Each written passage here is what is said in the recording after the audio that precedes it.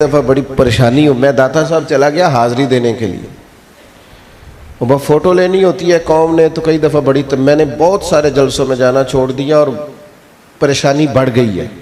نبی پاک علیہ الصلوۃ والسلام کے چچا ہیں رشتے میں، حضرت ابو سفیان رضی اللہ تعالیٰ عنہ فرماتے میں ابھی مسلمان نہیں ہوا تھا تو حضور نے جب خطوط لکھے نا مختلف بادشاہوں کو، تو ہرکل بادشاہ کو بھی نبی پاک علیہ السلام کا خط گیا، تو وہ بڑا سیانہ بندہ تھا۔ اس نے کہا میں جلدی نہیں کروں گا فیصلہ کرنے میں۔ اس نے کسی بندے سے کہا کہ یہاں پتہ کرو، یہ جو میرے پاس خط آیا ہے نا نبی پاک علیہ السلام، تو پتہ کرو عرب شریف کا کوئی تاجر اگر یہاں آیا ہوا ہو نا، تاجر سیانہ بندے ہوتے ہیں گھومتے ہیں، اور بندہ ذرا وفادار قسم کا ہو، پیارا ہو، اس طرح کا کوئی بندہ لاؤ جس سے میں بات کر سکوں۔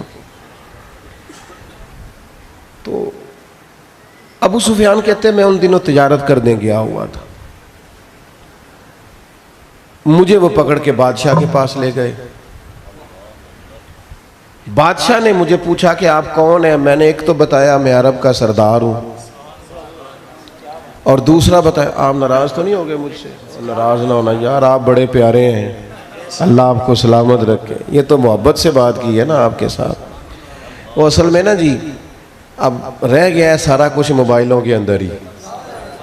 اب تو آپ یقین کریں کہ کئی دفعہ بڑی پریشانی ہو، میں داتا صاحب چلا گیا حاضری دینے کے لیے، وہ فوٹو لینی ہوتی ہے قوم نے، تو کئی دفعہ میں نے بہت سارے جلسوں میں جانا چھوڑ دیا اور پریشانی بڑھ گئی ہے، کیونکہ وہ اتنا مطلب معاملہ گڑ۔ اور پھر میں یہ بھی دیکھتا ہوں کہ جب چلانے ہی سامنے موبائل ہیں تو انہوں نے پھر موبائلوں کی تقریر کر دیا گے، ادھر ہی سن لیں گے چپ کر کے، کیوں جی ٹھیک گل ہے نا جی، سیانے بندے۔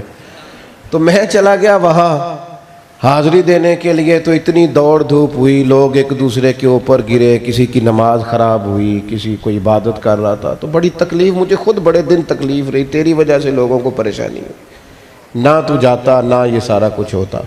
اب میں یہاں آیا ہوں تو جس طرح دھکے لگے ہیں لوگوں کو، تو میرا تو نہیں خیال میری وجہ سے، مجھے تو اپنی اوقات کا پتہ ہے۔ تو اس لیے میں عرض کرتا ہوں دوستوں سے کہ آپ مطمئن رہا کریں، ہم کوئی شے نہیں۔ بعض دوست بڑا آگے بڑھتے ہیں، یہ ہمارے ان علاقوں میں رواج ہے پیروں کو ہاتھ لگانے کا بھی، تو میں کہتا ہوں ہمارے تو ہاتھوں میں کوئی شے نہیں، تو آپ پیروں میں جا رہے ہیں۔ ہماری کوئی بات مانے، اس سے ہمیں کوئی فائدہ ہوگا، باقی ان تکلفات سے ہمیں اب نکل آنا چاہیے، حقیقت کا سفر کرنا چاہیے، اسی میں زیادہ بہتری ہے، آپ کی بھی اور ہماری بھی۔ اللہ سمجھ عطا فرمائے۔ اس لیے تھوڑی گزارش کی ہے، پر دل بھی پریشان ہو گیا، آپ ناراض نہ ہو جائیں۔ اللہ کے گھر میں اور میلاد کی محفل میں کسی کو ناراض بھی تو نہیں نہ کرنا چاہیے، ناراض بھی نہیں کرنا تو موبائل بھی نہیں چلان دینا، یہ دونوں کام ہی کر کے رکھنے۔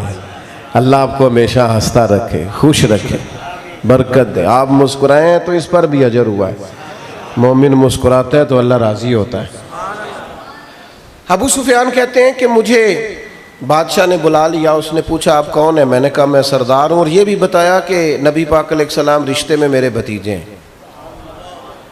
کہتے ہیں اس نے پھر بڑے سوالات کیے، تو چونکہ میں اس وقت دوسرے گروہ میں تھا، مخالف گروہ میں، تو جب بندہ مخالف ہوتا ہے تو وہ حق میں دلیلیں تو نہیں نہ دیتا۔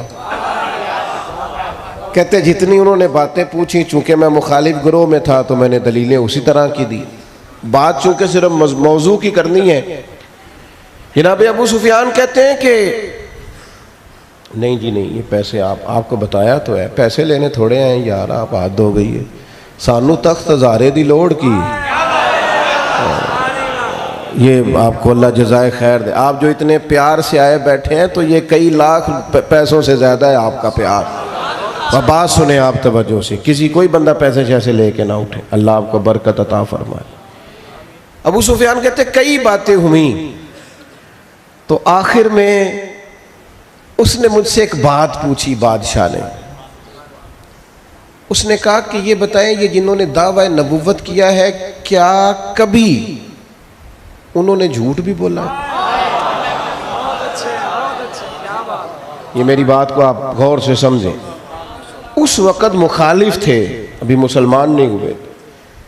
کہتے ہیں تھوڑی دیر کے لیے میں نے کہا کہہ دوں، پھر سوچا یار یہ تو عرب کی وفاداری کے خلاف ہے، پھر میں نے سوچا میں کوئی اور بات کروں گا، معاذ اللہ شاعر ہیں جادوگر ہیں تو شاید کہ 2 منٹ کے لیے سوچے، پر حضور نے جھوٹ بولا ہے، یہ تو مانے گا ہی کوئی نہیں۔ کہتے میں سوچ رہا تھا تو بادشاہ پھر دوبارہ بولے، کہنے لگے سردار بتاتے کیوں نہیں، کیا کبھی انہوں نے جھوٹ بھی بولا ہے؟ تو ابو سفیان کہتے ہیں میں نے چھڑی اٹھا کے دوبارہ زمین پر رکھی، میں نے کہا بادشاہ سن، وہ میرے بھتیجے ہیں۔ گویا کہنے لگے کہ وہ میرے سامنے ان کی ولادت ہوئی، میں نے انہیں ماں کی گود میں بھی دیکھا، دادا کے کندھوں پہ بھی دیکھا، چچا کے گھر میں بھی دیکھا، سیدہ ختیجہ کا دولہے بنا بھی دیکھا، ان کی گود میں 4 شہزادیوں کو کھیلتے بھی دیکھا، میں نے دیکھا کہ میرے سامنے کریم محبوب کے مقدس بال سفید ہوئے، مخالفت اپنی جگہ پر، لیکن بادشاہ ایک بات حق ہے کہ اس محبوب کی زبان سے جب بھی جملہ نکلا حق اور سچ ہی نکلا۔ اسیر دشمن کی چاہ میں بھی، مخالفوں کی نگاہ میں بھی، وہ امی ہے، صادق ہے، معتبر ہے، میرا پیغمبر عظیم تر ہے۔